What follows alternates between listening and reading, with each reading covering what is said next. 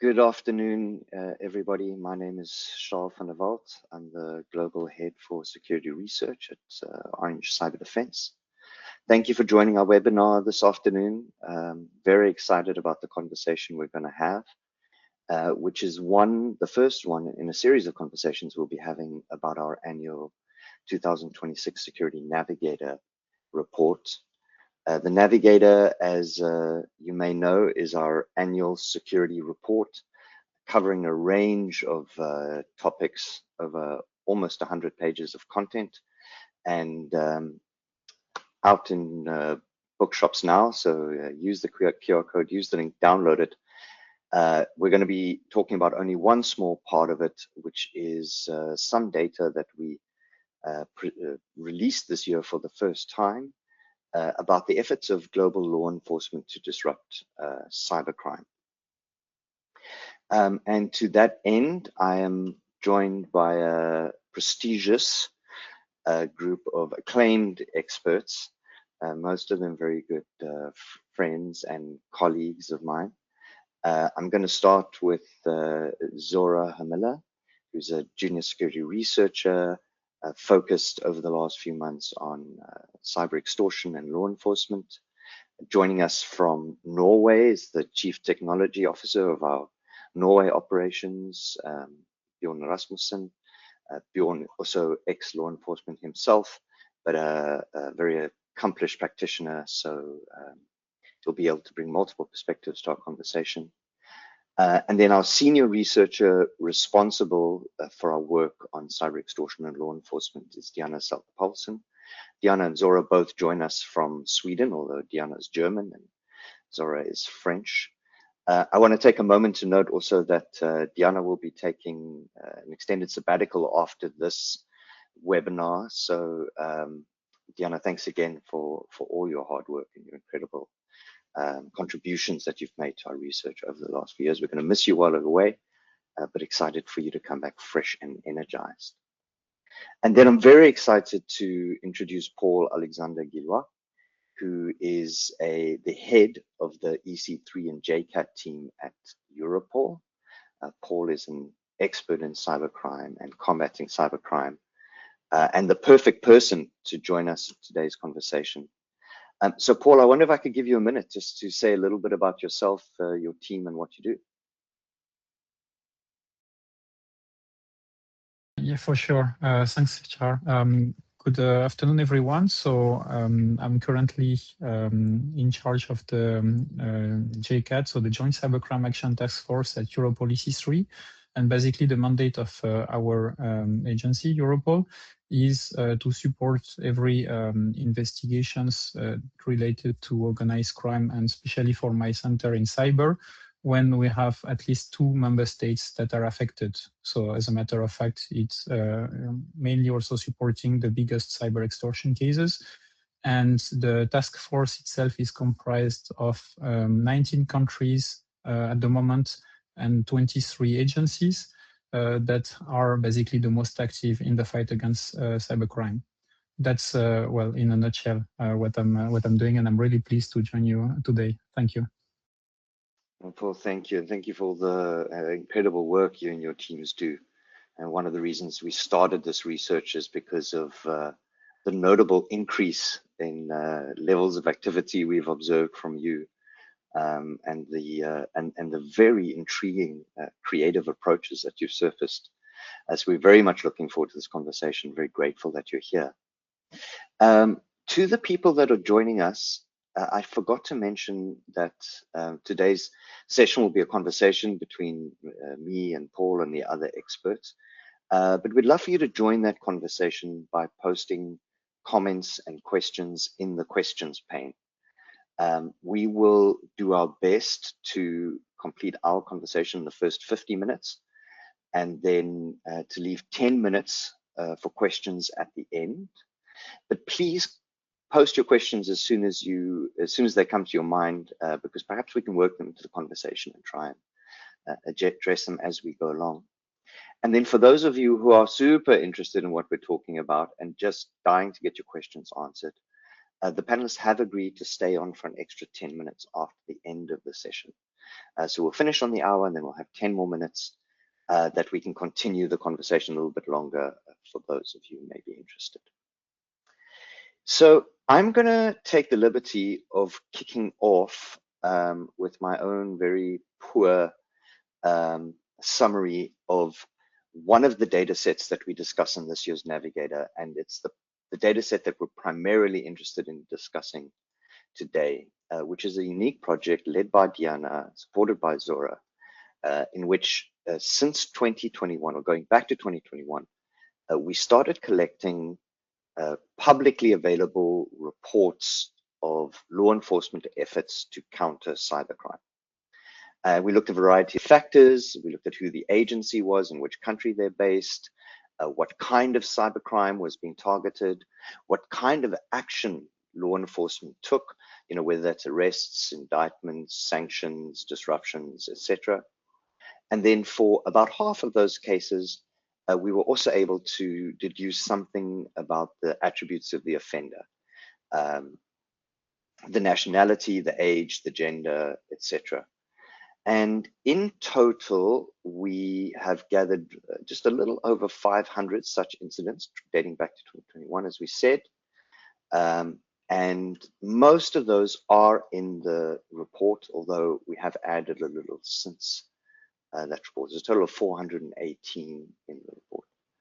And the thing that jumps out to you, the first thing that jumps out to you when you look at the data, and then I think it should be clear in this slide, is just how the incidents of, or the reports of law enforcement activity have accelerated since we started collecting the data. Now, of course, that may mean that cybercrime is accelerating. It may mean that law enforcement efforts to counter cybercrime are accelerating, or of course, it could just mean that reports about such efforts are becoming more common. So Paul, I wonder if we could start with a question to you on exactly that point. This apparent increase, this sort of prominence of publicly reported law enforcement efforts to disrupt cybercrime, what do you attribute that to? Are we seeing the real picture? What's the story there? I think, the trend is right. To be honest, I think it's so again a mix of both, in a sense that we indeed supported more operations over the past years.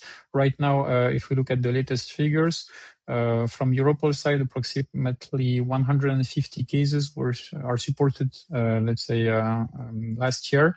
Of course, the support may vary depending on the prioritization, and resources put for each can differ. But in general, there are definitely more, let's say, operations being led and by the law enforcement agencies in that field. Although why we have that, because definitely like the international coordination is key to kind of take the whole scope, in a sense that we are really trying to utilize the best framework of every country in order to maximize the impact of every law enforcement action. And before that, it was sometimes just aiming at a classic infrastructure takedown.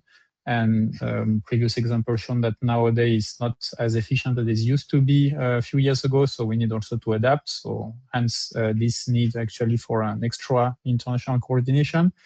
But on top of that, we are also seeing an increase in like how actually the law enforcement agencies, and together also with Europol, are communicating around these action days. Before, it used to be quite, let's say, quiet. They were on bubble. It was also around the secrecy of the criminal investigations. But as mentioned, trying to find also the best way to maximize the effect of an action day, for instance.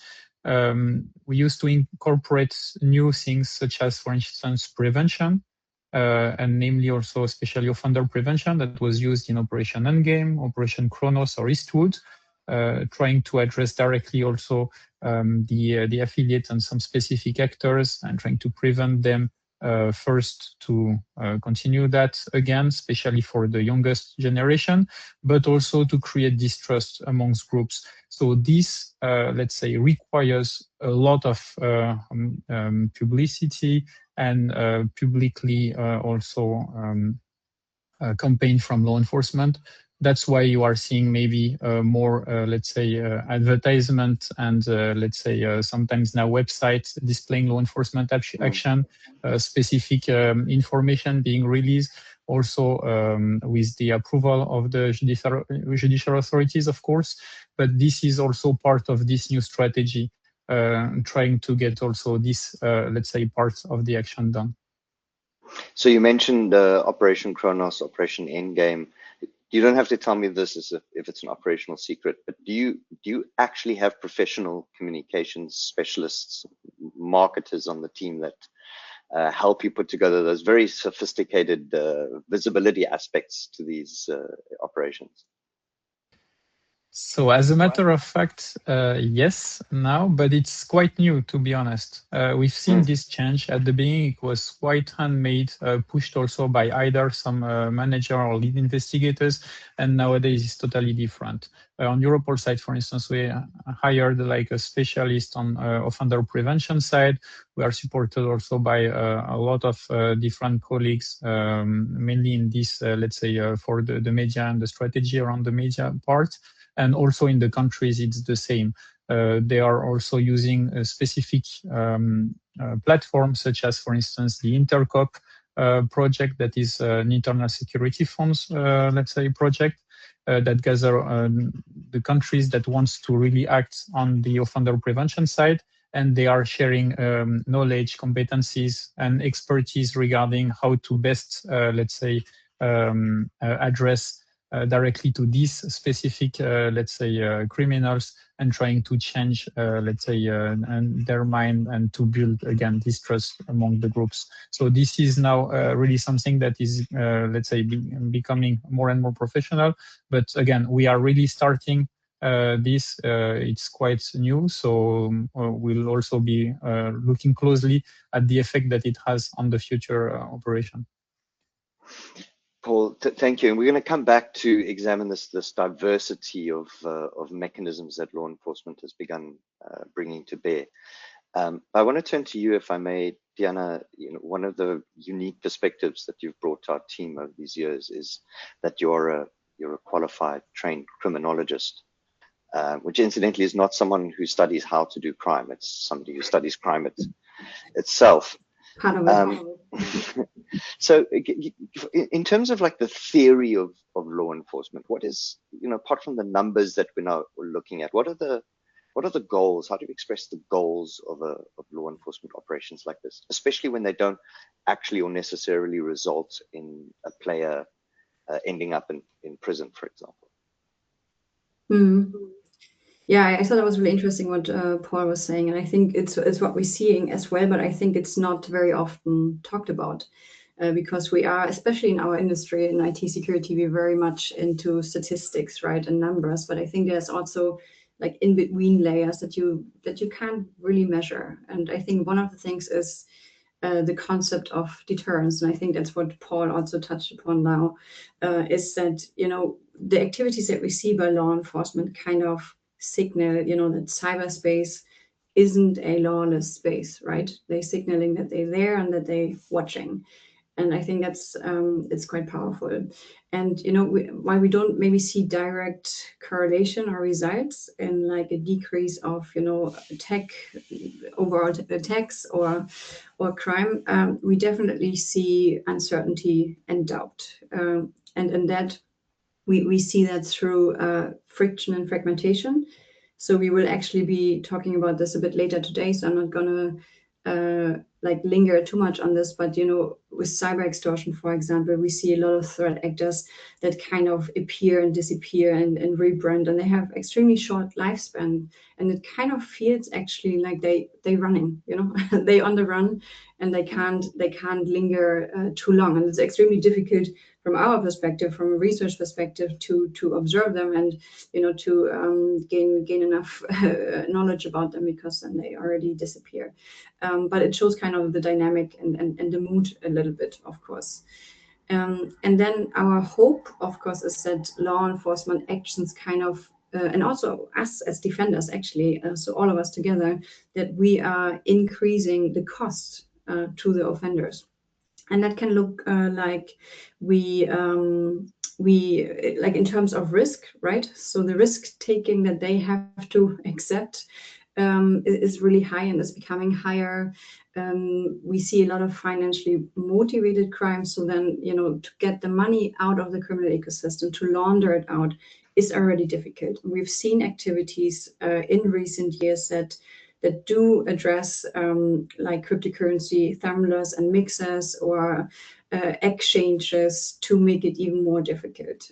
So that's really good. We do see individuals arrested. So that again signals back to the rest of the gang, hey, this comes with a consequence and a risk that you need to be willing to take. So again, I mean, the hope is that it signals something to threat actors. And that might not be measurable, but it definitely has an impact.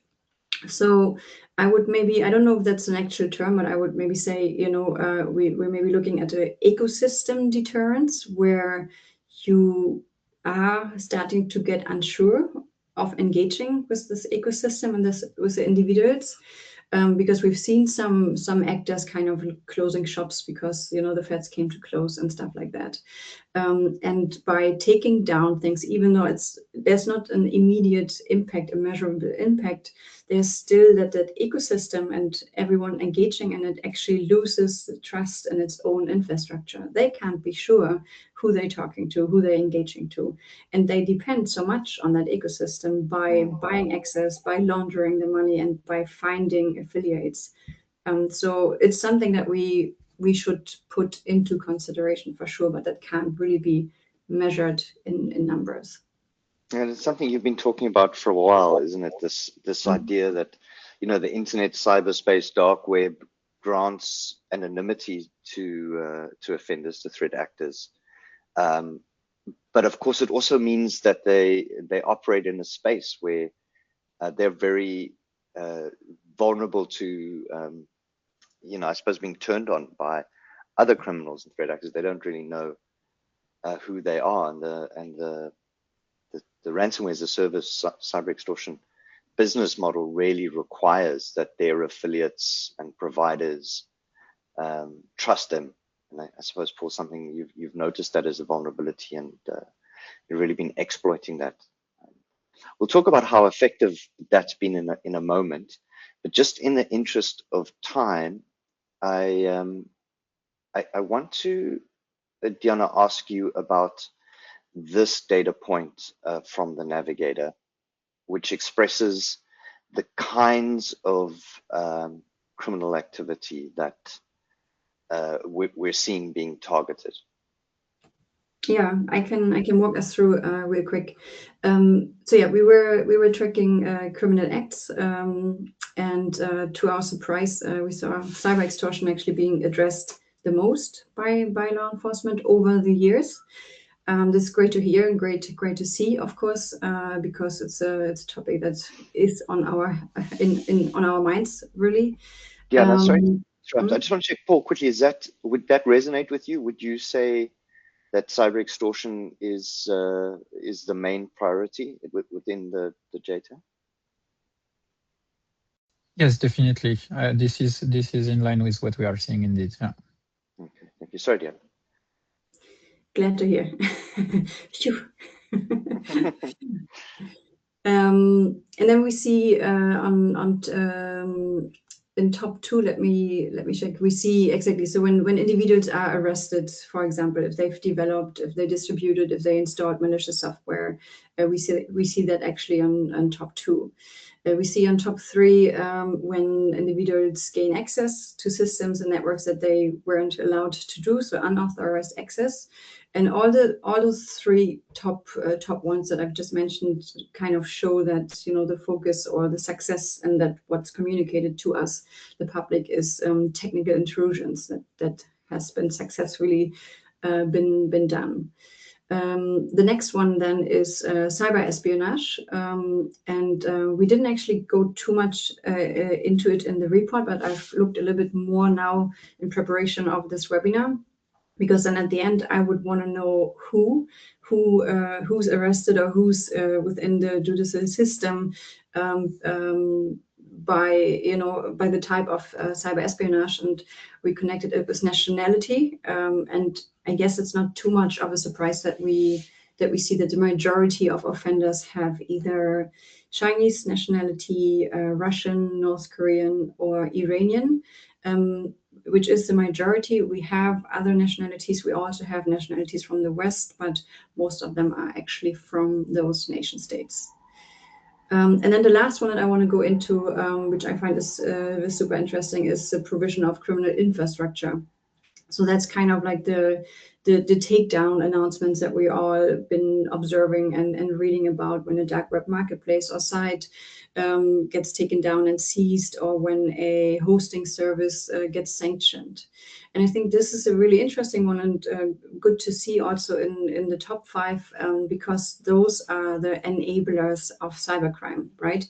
Without them, it wouldn't actually be possible. And therefore, it's actually good to see that law enforcement is focusing on that. And I can see, as Paul also mentioned in the beginning, with takedowns of this kind of infrastructure, again, the question, whether or not it's successful. And, we're all observing the space, and we're all seeing those news. And the latest is actually just 2 weeks ago, where significant action was done, and that was a takedown or seizure of the RAMP forum, which has been a Russian-speaking forum since several years, and it's widely used by especially people that engage in ransomware and extortion. So that was very significant, and I guess the challenge then again is to determine whether or not it's successful. And one story to that, or one twist, is actually that when it was taken down, one of the operators commented on another forum of cybercriminals, XXS. And XXS is a forum that was actually taken down last July, but came back in August. And that's kind of the dynamic, right? Like, you take down infrastructure and it pops back up in the case of XXS. But in the case of RAMP, so far, to my knowledge, the operator commented publicly and said, because of that action, years of my work has been destroyed, that person said. And that person is not intending to rebuild this forum.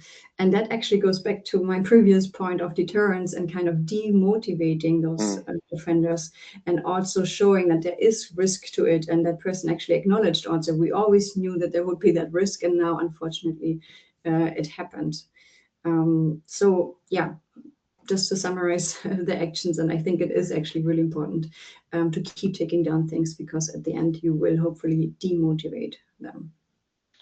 But thanks, Donna. Paul, you were telling us that, of course, these operations, if I understand correctly, they start with a charge, right? There needs to be someone must bring a charge that a crime is being committed or has been committed, and then the investigation may unfold over time, and one thing may lead to another thing. So, for example, there's a question from Olivier in the chat now that says, an operation to dismantle, I don't know, ransomware as a service operation may then also lead to, or provide intelligence which leads to the seizure of other infrastructure.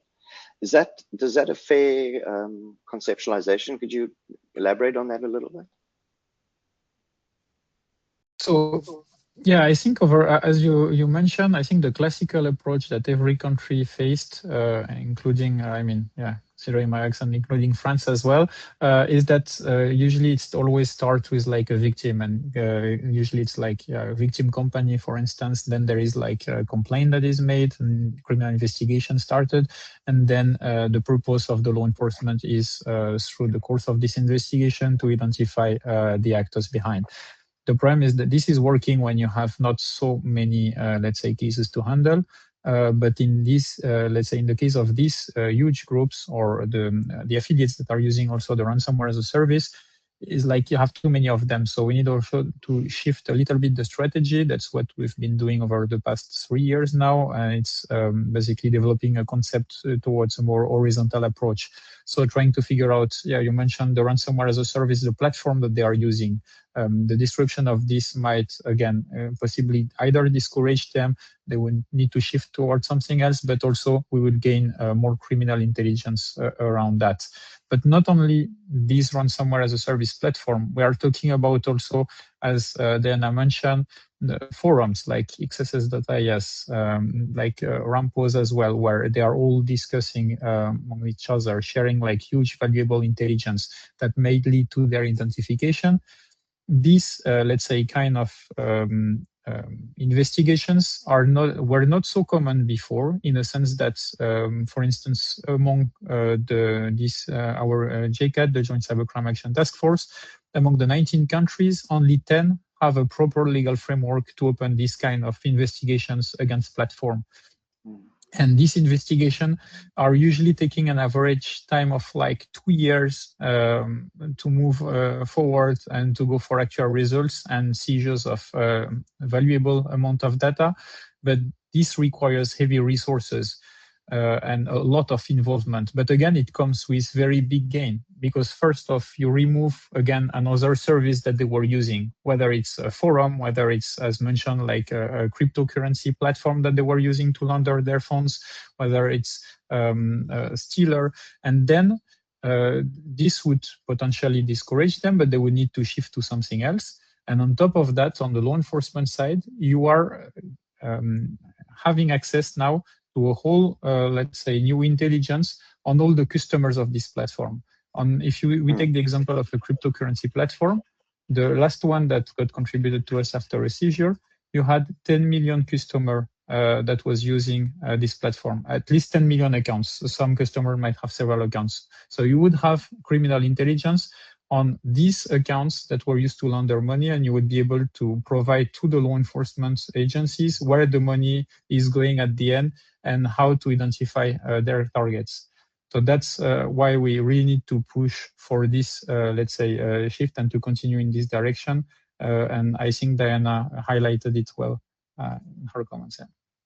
Can I just interject there as well, Shah, because I think it's really important and interesting what Paul and Diana is saying now, because my sort of view on this as well, from coming from, you know, as part of a single team, but joining other teams internationally in Europol, we often had the mandate of, you know, finding out who did a specific crime. So the nearness to the victim dictated our mandate in a lot of ways, right? So if you had, say, an incident involving like a specific hospital or a governmental organization, then the mandate was, this is a few years back, the focus was really on finding the specific people who conducted that specific attack on that specific day. But what you're talking about and describing here, and what the graph is showing, is also an increased focus on all of the underlying enablers. And that could be hard, I think, in a lot of investigative teams to get that mandate, to get sort of the stakeholders involved to understand and make allowances for the team to actually target the underlying infrastructure, because, you know, how they laundered the money, that's pretty far from the minds of the people being directly affected by a cyber extortion attack, right? But it's really important that we work in that direction. So I think that's a very positive shift as well, from my view. Maybe this is a good point. Thanks, Bjorn, for mentioning that. Something we've been wanting to ask you for a while, Paul, is how do companies like Orange Cyber Defense and the kinds of people, security professionals, practitioners, managers, what is required from them to support the work that you do? What sort of relationship are you looking for? What would your asks be? I will reply to your question maybe with like 2 points of view. The one, like from my former position when I was head of the cyber operations department at the Citoyen of the Gendarmerie in France, and currently in my position at Europol. But first of all, for all the cybersecurity company and the remediation company, I would say that I would really encourage when you are in supporting remediation after a cyber extortion to directly encourage the victims to contact the law enforcement and to raise a complaint. There is a very big gap and a lack of evidence sharing when there is an attack. And there is an underreporting that unfortunately is playing in the favor of the threat actors. This is a first part, and this would come also with in the course of your remediation or let's say your investigations for let's say the victim to share with the law enforcement, the IOCs, because this would help a lot when it's still hot and up and running, to be able to seize infrastructure, to go like above the first layer of the attackers, and to actually move on in the investigation. So this is one part. And the second part, I would say also from Europol side, this is thanks to our new, let's say, regulation. We would be able actually to receive information directly from the private companies. Any information that would help any, let's say, either new or ongoing investigation that are currently led by the member states. In a nutshell, I assume, for instance, if Orange Cyberdéfense is having valuable information for a specific country A, then by no means they would definitely just contact the law enforcement of this country. But when you have a visibility on a specific, for instance, exfiltration server, or if you have like any type of, let's say, information that might impact multiple countries at the same time, then the best case scenario would be to share this information to us through what we call the cyber intelligence gateway. And via this gateway, actually, would be able, because we have now the mandate to do so, to process the data, to make the relevant cross-check, and to enrich a report that will be shared with all the affected, let's say, law enforcement agencies. So this might really multiply the effect, and we'll be able to act directly on, let's say, an actual relevant piece of intelligence. That's, yeah, in a nutshell, the two main ways that I'm seeing in terms of collaboration. Thank you, Paul. And maybe if I can just do a quick shout out, one of the places Orange Cyber Defense contributes is with the World Economic Forum on an initiative called the Atlas, which seeks to support law enforcement with intelligence tooling, training, etc. And Atlas supports corporate and private volunteers. So if you're interested in getting your hands dirty with a little bit of open source intelligence work, then that's something to look at, the World Economic Forum's Atlas project. Indeed, Atlas is already cooperating actively with us as well. We already received, yes. We are talking a lot with them. So yeah, I would definitely encourage that as well. Thank you. We're running a little bit behind. So Diana, I want to jump over to this slide, which is a data set that you derived by studying the some of the information that was available about offenders from these law enforcement operations you analyzed. Can you share with us what we're looking at here and why it's important? Yeah, absolutely. I also just saw a question, and that could go also within just explaining the data quickly. So the data is from 21 to 2025. We collected it by publicly announced law enforcement activities. Just to recap quickly for people who've maybe joined a bit later. So we collected different data points, and we were actually really interested to ask the question, who are the offenders? And I think, you plot the data and you see the age range and you wonder, okay, what does that actually mean? I think then it's really interesting to use theoretical frameworks that exist. So from my background in social science and criminology, we have something that's called ACC. So that's called the age crime curve. And it's kind of an empirical observation that criminal offending rises always sharply in adolescence, peaks in late teens, early 20s, and then declines over time. So you see the blue line on the screen, that's kind of the traditional ACC. And what makes it so interesting is actually that, you know, of course, there's so many different social science theories and, you know, probably in other fields as well, or of course in other fields. But this one actually has been very consistent over time, right? So the theory originates from the 1800s, and even in modern criminology, you know, in the 20th century, it's been found to still, you know, how do you say, it still persists, and that the shape of this crime curve barely changes, and barely changes across time, countries, cultures, and crime type. So it's actually one of the most consistently replicated theories in social science criminology that people actually agree on, which is not very often the case. So I think that's really cool from a theoretical point of view. And of course, just want to mention for the people in those bubbles that I'm in often in social science and theory, that of course there are slight changes that I want to acknowledge before I go into our findings. And those changes are that we sometimes see differences in crime level, and then that kind of impacts it, but not, we still see the same shape. So violent crimes have been going down, but it's still the same distribution in age. And then we do actually see a slight change these days, because we see a slight change into older ages, because we see that in our society today, we are way longer People are in living education. longer. Yeah, Oh, education. living longer, but also in education. So our adulthood is delayed, and we're longer Shifted. in adolescence. We're longer dependent maybe of support systems, and then also within education. So then that age shifts a little bit. But what I think is really interesting with our findings is that we actually don't follow the traditional ACC. And what that actually means is that we're not dealing with nothing in that sense. We're actually dealing with grown individuals that have calculated their risk and that have outweighed, you know, the consequences. And that actually then is a rational choice. You know, that's another theory in criminology that I'm probably not allowed to go into due to time.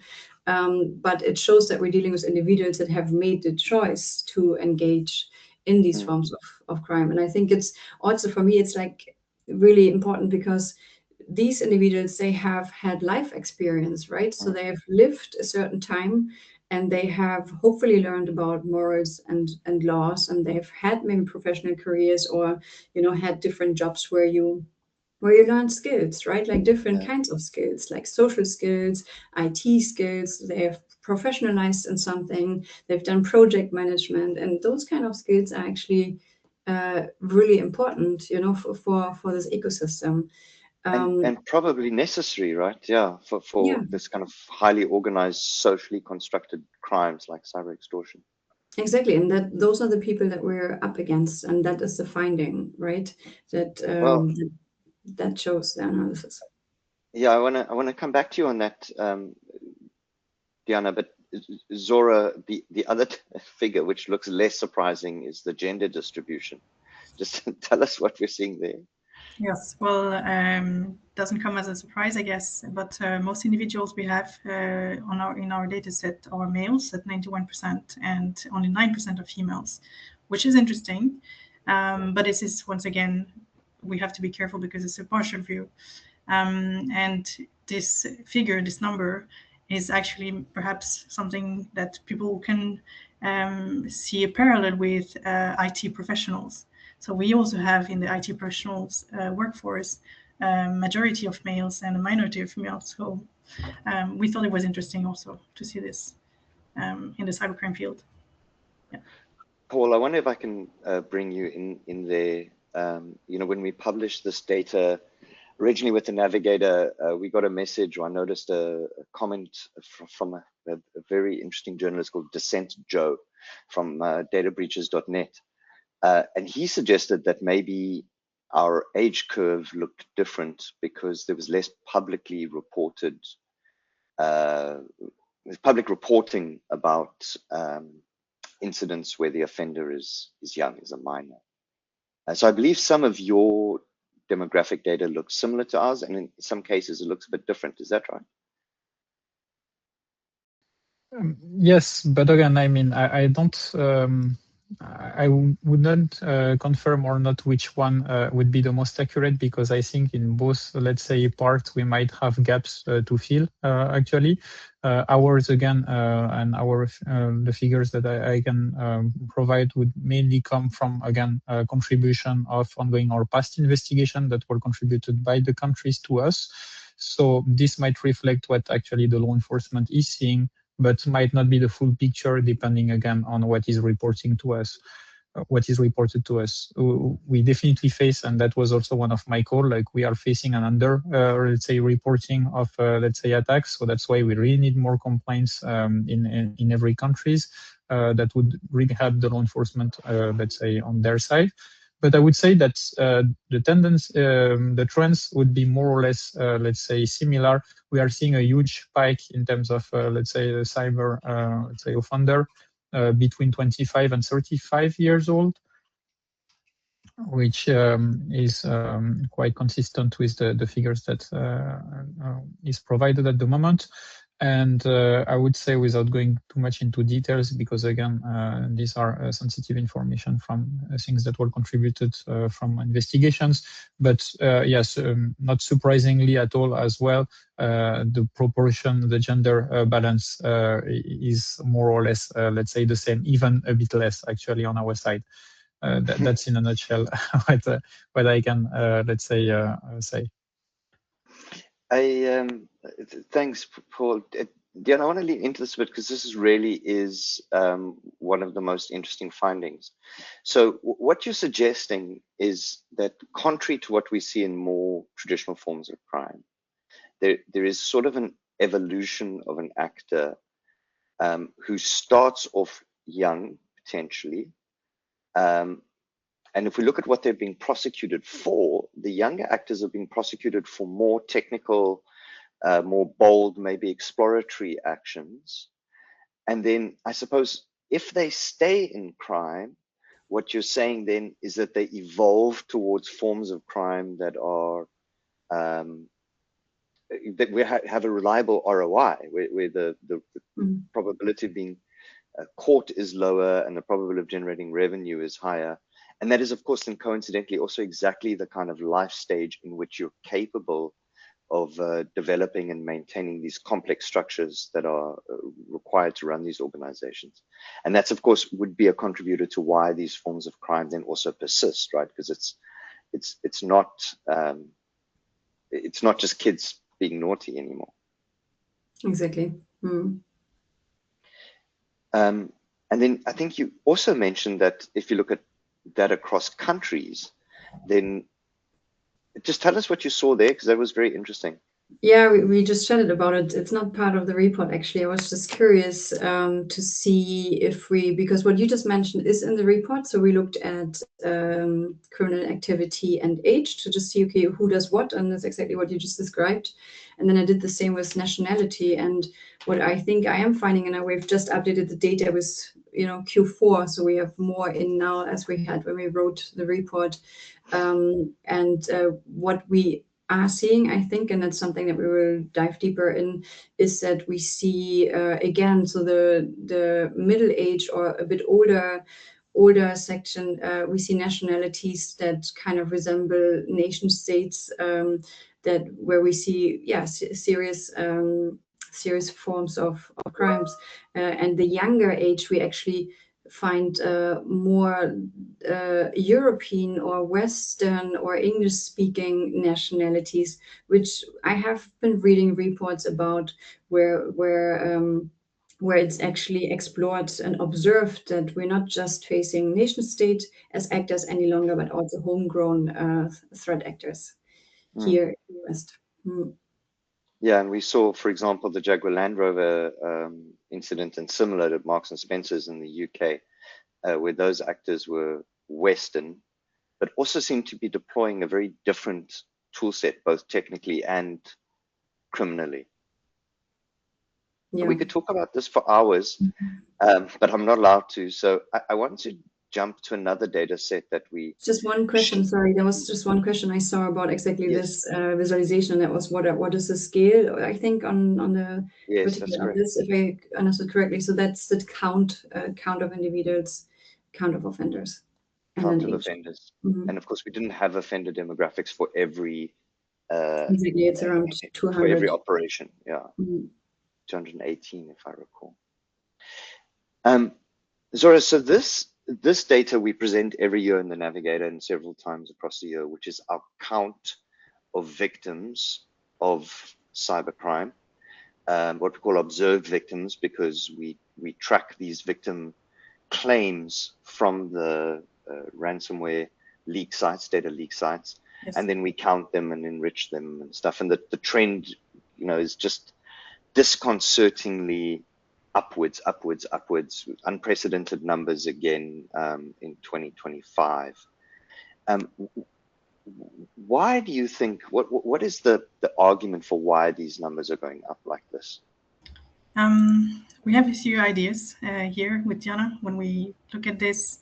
The first one is we do see an increase in victims. We do see an increase in actors and brands that are operating within this ecosystem. But we also have read on different reports that the ransomware payments are down. So we need to figure out why, or at least try to understand this. So more victims doesn't mean necessarily more payouts. And I think these two points are correlated in a way that perhaps because threat actors do not get as much payout from the ransoms as they used to, then they have to hit more victims, right? To try to rebalance or compensate for this. We have also seen in our security navigator about the CyX data that more smaller and medium-sized organizations are hit this year, 2025, compared to the previous years. We also know that this ecosystem is very volatile, so new groups come in and go. And also some groups disband and then rebrand, probably in order to hide their tracks so that law enforcement doesn't get their hands on them.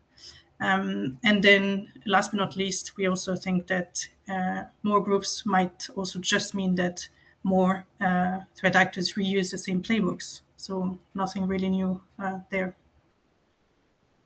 Thanks, Zora. Paul, I wonder if I can ask you a question about this data set. This data set measures victims associated with ransomware as a service or cyber extortion brands, right? The likes of Lockbit and Keelan and those guys. That construct of a brand, like a named entity that runs its own data leak site and runs a group of affiliates and advertises what it's doing. How real is that concept? I mean, does it actually represent any kind of real structure? Is it worth monitoring these brands, and is it worth monitoring these claimed victims via the data leak sites? They tell us anything? Well, my answer would be yes and no.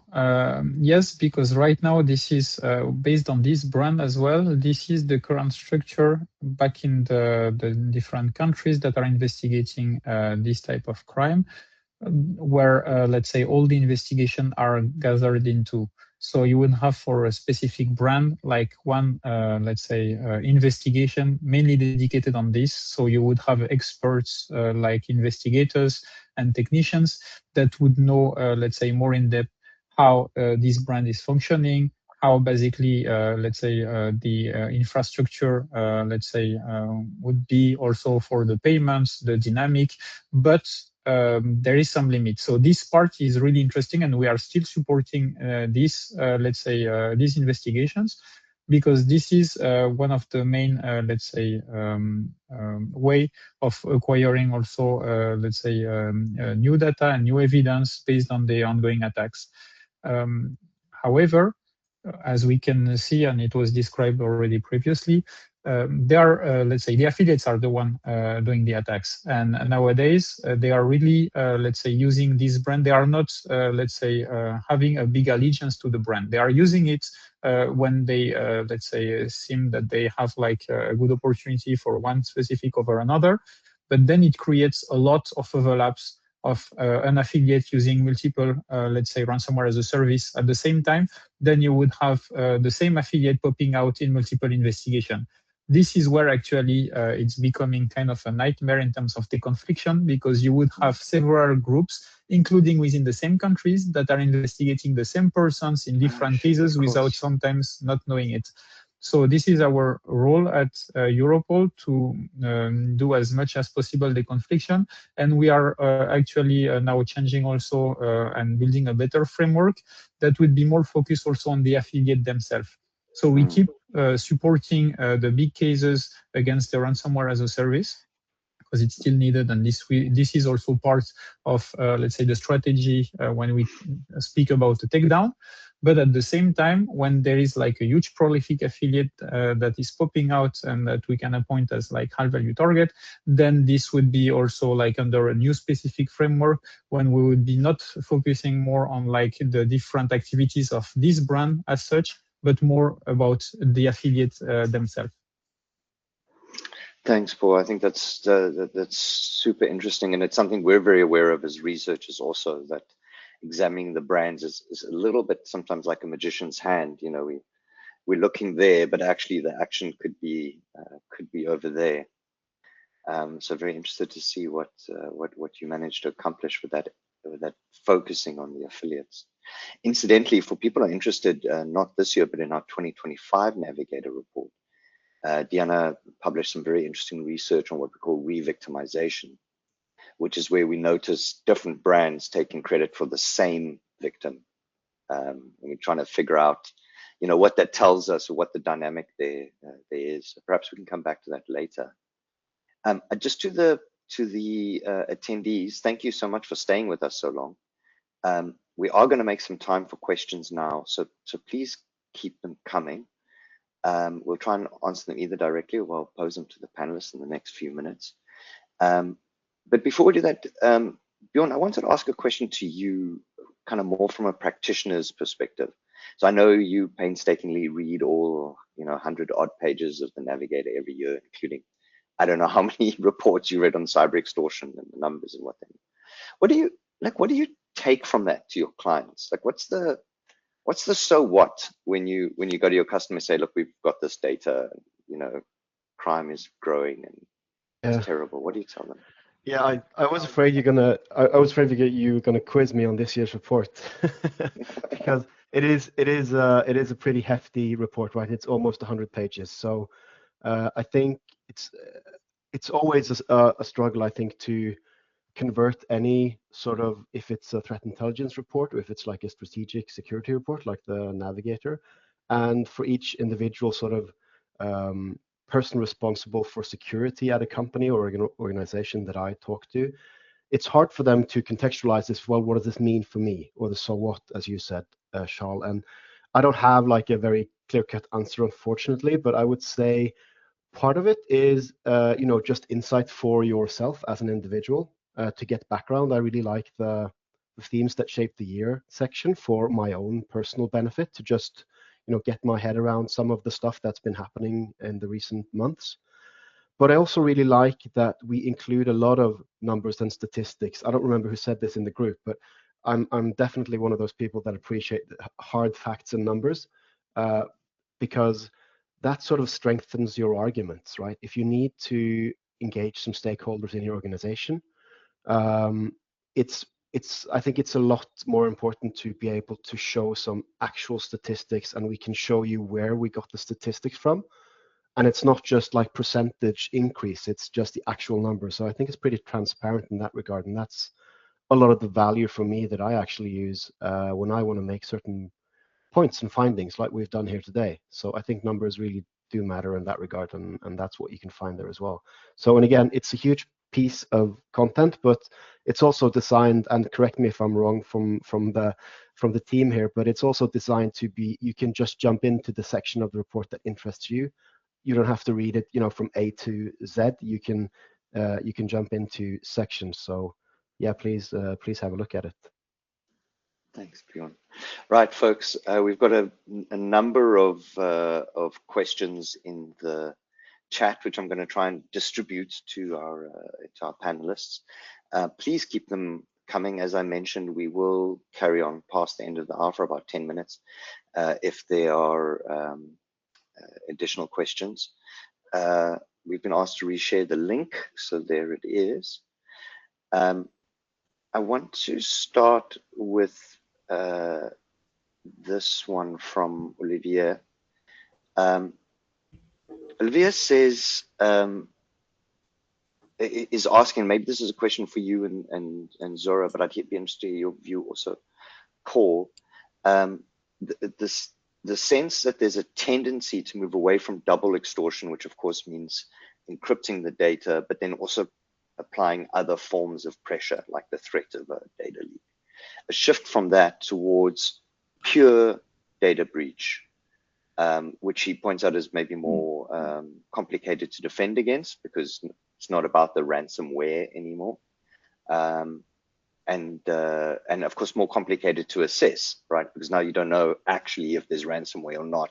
How do you know? How do you verify the claim of the actor? Is that a trend that we're seeing? Just throwing it out there, Diana, Zora, Paul. Is there a shift towards data-only extortion?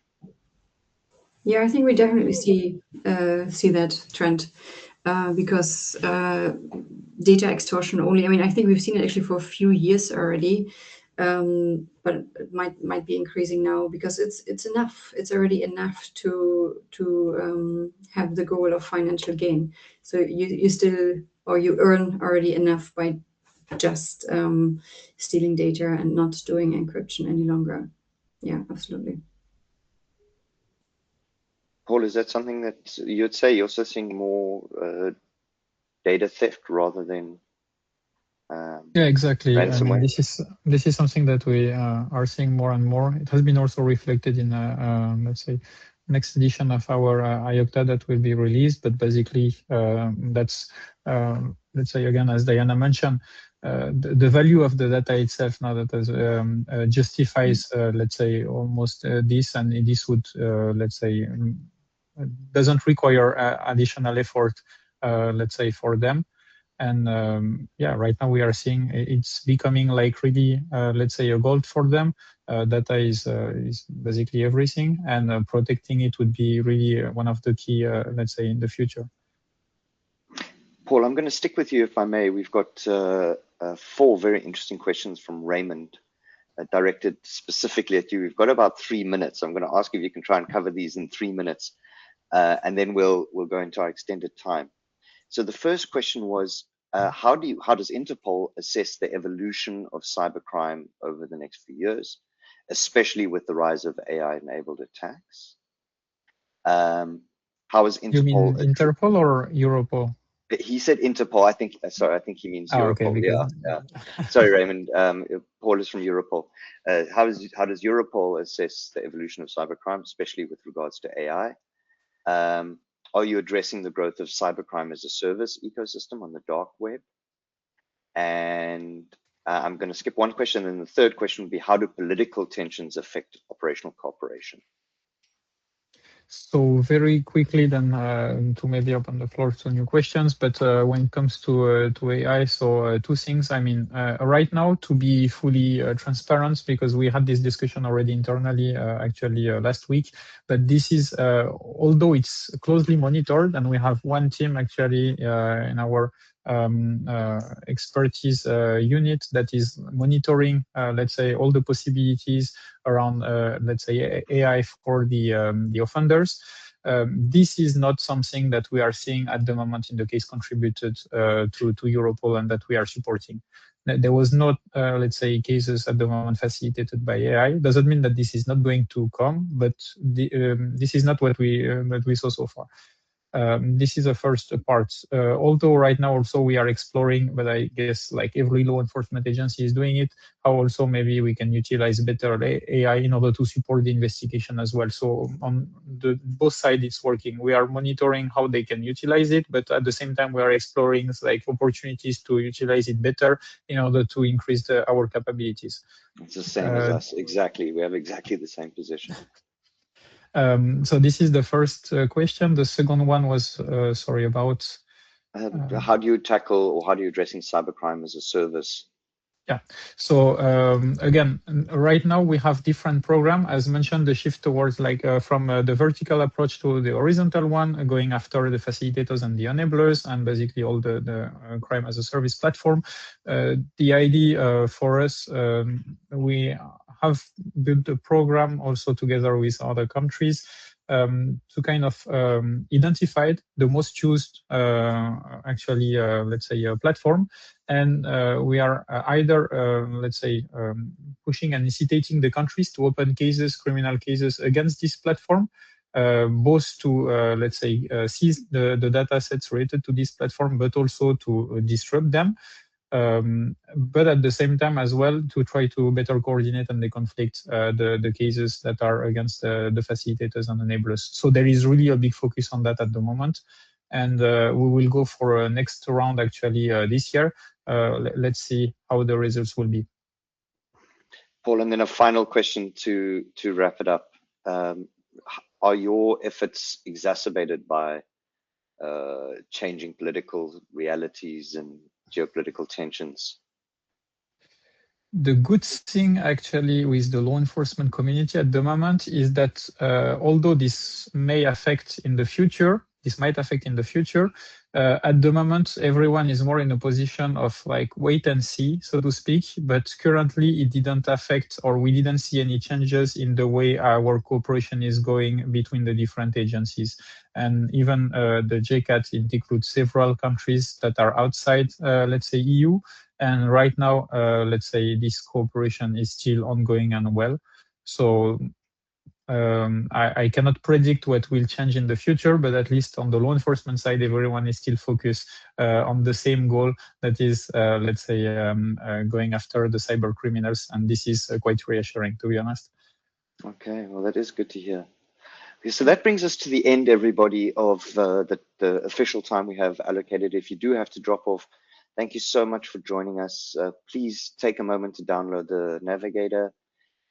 Please reach out if you have any further questions, and please stay tuned for more of these discussions on other topics that we cover in the Navigator. And just officially to everyone again, the panelists, and especially to you, Paul, joining us today, a special thank you, and Diana, to you, a special bon voyage as you set off on your journey for the next few months. As I said, you'll be missed, and we're looking forward to having you back again soon for more interesting conversations. So having said that, if to our guests, if you are able to stick around, there are a few more questions which we'll try and address in the next 7 or 8 minutes. And maybe also from Olivier, he poses or he makes the comment that we're observing more fake attacks, and he points out a NordVPN incident and even fake groups like Zero APT. Diana, Paul, Zora, is this something you have a perspective on? Yeah, I can start. I was typing already an answer as well. Yeah, I think, I mean, it's also been around for a while as well, like to see fake groups popping up once in a while, which kind of, throws us off a little bit when we track it. It takes some time to realize that, hey, they're actually posting victims that are identical from other leak sites, for example. I think I've also seen Zero Apt or OApt, or however you pronounce it. I've seen that as well, that the security community already has, kind of broken the news that they are not real. I don't know why they do it. I think that was a question, like, what's the objective to do that? And I can only guess, it could be testing, it could be just messing around with the competitors, messing around with us. It's really difficult and adds more messiness for us, as researchers to have an overview. Look, I'm a bit of a conspiracy theorist on this. I think you'll know, and there's also a geopolitical view, which is that if you look at growing geopolitical tensions worldwide, then there is, I believe, a concerted effort to impose costs on adversary, on countries that you seem to be your adversary. And those costs can be imposed by technical means, by hacking something or leaking data or disrupting something. But they're just as effectively imposed, psychologically, via fear, uncertainty, and doubt. And I think we're about to release a paper actually where we argue that maybe that's actually the primary goal, is to kind of, bombard on us with confusion, paralysis, distrust, etc. So time will tell, but I think that's one hypothesis. Diana, Paul unfortunately had to drop off, so you're in the hot seat. You and Zora are in the hot seat for this. The question is from Andre, and he says, look, the actual ransomware part of a cyber extortion incident is really the last part of a stage.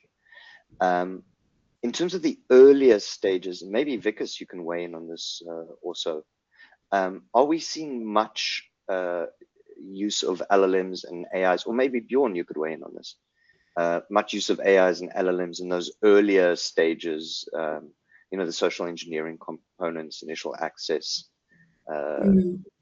deep fakes, etc. I can start. I do think we will see big changes and improvements in social engineering, unfortunately. And Shai, we've been arguing in the past years that maybe the reason why we see English-speaking countries so present until now is language, right? Language barrier. And I think technology will overcome that very quickly, or has already actually.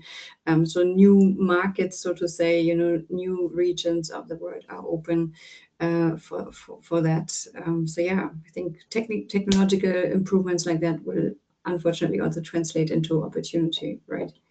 That they always do, yeah.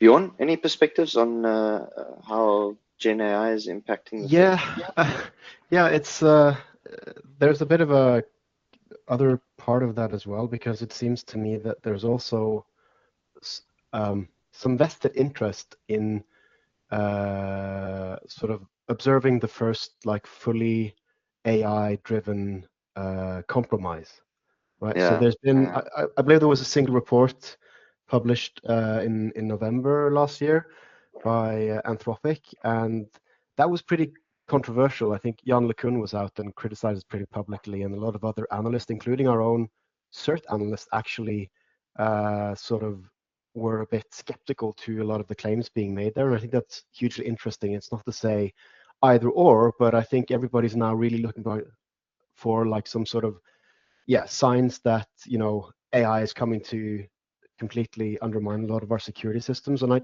haven't really been convinced that that's the case. I haven't really seen any evidence to suggest it beyond and I can totally agree that the main challenge is in terms of volume and quality, right, on the social engineering aspect, and you can automate a lot of the boring stuff. They talked about using MCP to automate a lot of the boring stuff in terms of removing guardrails and stuff in the Claude model and other LLMs.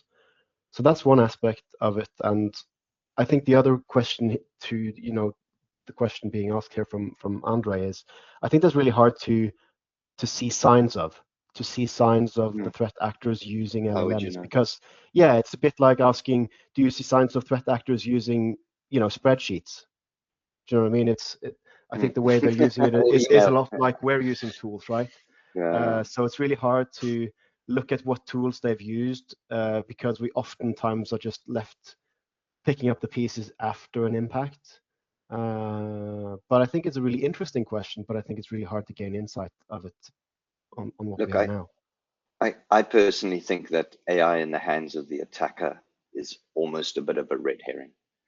I think AI in the hands of our users is a much bigger problem. AI in the hands of our IT departments or our marketing department. That's the AI as an attack surface, right? Which AI is an attack surface. You made that point as well, which is a third. So that's I think so too. but that's maybe a topic for another webinar.